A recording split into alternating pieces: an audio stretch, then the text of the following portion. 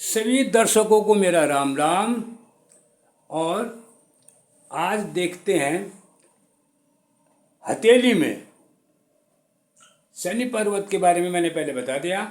और शनि पर्वत में बनने वाले चिन्हों के बारे में यह है शनि पर्वत में चिन्ह कैसे बनते हैं। क्योंकि चिन्ह चाहे वो उंगली पे बने, चाहे पर्वत पे बने, चाहे रेखाओं पे बने, चाहे मणिबंध पे बने, चाहे अंगूठी पे बने, इन चिन्हों का ये कई प्रकार के चिन्ह हैं। सिर्फ इतने प्रकार के चिन्ह नहीं है, कई प्रकार के चिन्ह होते हैं। लेकिन मोटे मोटे तौर पे जो है इन्हीं चिन्हों को दिखाया जाता है। तो इन चिन्हों का जो है व्यक्ति के जीवन में किस पर्वत पे, किस रेखा पे, किस अंगुली पे कौन सा फर्क पड़ता है वो तो अलग अलग। लेकिन यहाँ पे आज शनि पर्वत के बारे में है। तो सबसे पहले आप देखेंगे कि व्यक्ति विशेष की लाइफ में इनका चिन्हों का काफ़ी असर पड़ता है। यदि आप अपने हथेली में भी अपने आप खुद ही देख सकते हैं कि यदि शनि पर्वत पे, यदि शनि पर्वत दबा हुआ है, विकसित है या अविकसित है या अत्यंत दबा हुआ है, तो उसका फर्क अलग अलग तरह से पड़ता है। क्योंकि शनि जो है ये प्रधान अंगुली है और इसमें जो है प्रधानता का भाग यही निभाता है व्यक्ति विशेष की लाइफ में भी। इसलिए जो है इसमें जो है सबसे पहले देखेंगे एक रेखा। एक रेखा दरअसल इसमें करती क्या है। अगर एक रेखा सब चिल्लाते हैं, लेकिन एक रेखा करती क्या है। एक रेखा का मतलब है अगर ये यहीं पर उठती है, उठती यहीं पर है, एक रेखा का मतलब यहीं पर उठना है। भाग्य रेखा का मतलब अलग से है, अलग से पहुंचना होता है शनि पर्वत पे। लेकिन एक रेखा का मतलब ये होता है कि चाहे कुछ भी हो जाए, चाहे हाथ में भाग्य रेखा नहीं के बराबर नहीं है, तो भी ये आदमी उन्नति जरूर करता है। एक रेखा का मतलब ये है। भले ही कष्ट अड़चन तो आएंगी इसमें, क्योंकि सिर्फ एक ही रेखा है, लेकिन फिर भी उन्नति जरूर करता है।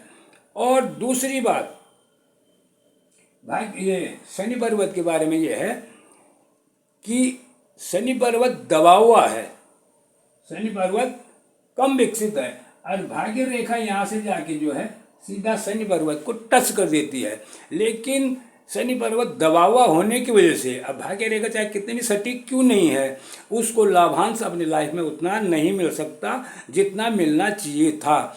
इससे साबित होता है कि पर्वत प्लस रेखा का बराबर समन्वय मिलना चाहिए।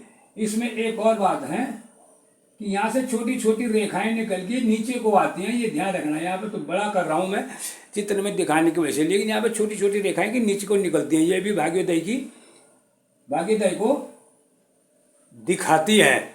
जब वो आदमी कभी अपनी लाइफ में हार बहुत कम खाता है, भाग्य क्या वजह, ये इनके प्रकार हैं, भीख मांगने की नौबत नहीं आती है। ये शनि पर्वत है।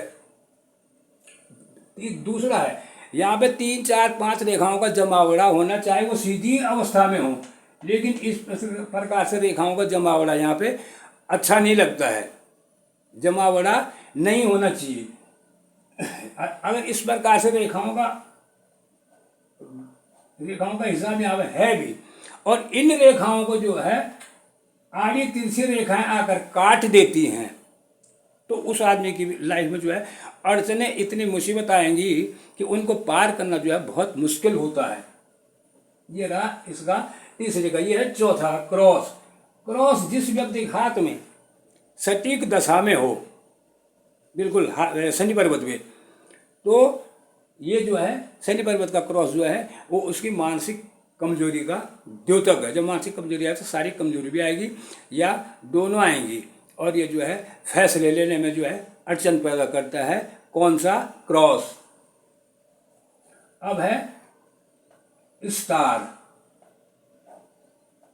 नक्षत्र का चिन्ह। नक्षत्र का चिन्ह इस प्रकार से बनता है, जो काफी कटी फटी इधर उधर की रेखाओं से बनता है। नक्षत्र जिस व्यक्ति के हाथ में होता है वो बड़ा कुत्सित बुद्धि का इंसान होता है। वो दूसरे को हड़पना चाहता है और दूसरे की गिराने के लिए या मारने के लिए वो हर समय उद्यत रहता है। मतलब हत्या करने की भावना जो एक प्रकार से उसमें विकसित होती है। अगर स्टार का चिन्ह यहाँ पे बनता है तो नक्षत्र वाला चिन्ह, ये ऐसे ही नहीं बनता। अब है वर्ग का चिन्ह। वर्ग का चिन्ह कहीं भी बने, वैसे 1-2 स्थानों को छोड़ के वर्ग का चिन्ह जो है वो वर्ग बचाव जरूर करता है इंसान की जीवन में। जो भी अड़चनें कठिनाइयाँ होती हैं वो उनको अपने में समेट लेता है। वर्ग की ये पहचान होती है।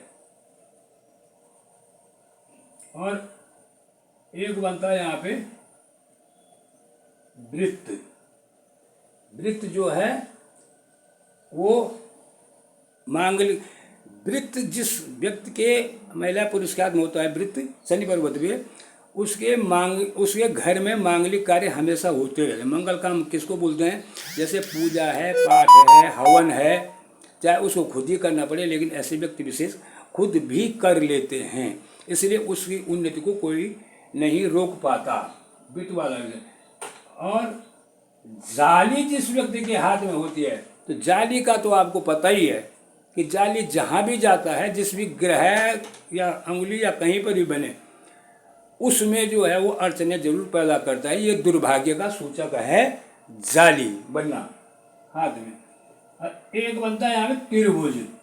अगर त्रिभुज सटीक दशा में है, बिल्कुल सही दशा में है, तो त्रिभुज वाला व्यक्ति, लेकिन ध्यान रखिए त्रिभुज जो है भाग्य रेखा से टच नहीं होना चाहिए। इसके अंदर भाग्य रेखा का प्रवेश वर्जित है। यहाँ पे अगर सटीक त्रिभुज है, वो अंदर नहीं जा रहा है भाग्य रेखा, तो ऐसा व्यक्ति बड़ी खोजबीन की चीज़ों में माहिर होता है। ऐसा व्यक्ति जिस हाथ में सटीक त्रिभुज होता है, अगर ये पर्वत खिसक की, यहाँ पे पर्वतों का खिसकना बहुत भारी वो रखता है, व्यक्ति की लाइफ में असर डालता है।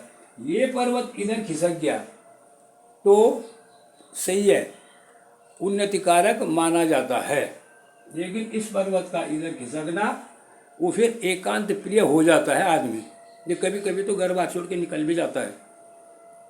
और नीचे को खिसकना, वो भी पर्वत का नीचे को हृदय रेखा की तरफ खिसकना, वो भी जो है वो लाभ नहीं दे पाता है। इसलिए पर्वतों का खिसकना, आपसी गठजोड़ होना, एक से भले दो वाला हिसाब किताब है, इसलिए जो है, लेकिन उनमें गड़बड़ नहीं होनी चाहिए। एक से भले दो तो होते हैं, लेकिन किसके साथ है, कुसंग में है कि सत्संग में है, ये देखना बहुत ज़रूरी होता है चिन्हों के द्वारा, चाहे रेखा पे बने, चाहे पर्वत पे बने, चाहे कहीं भी बने।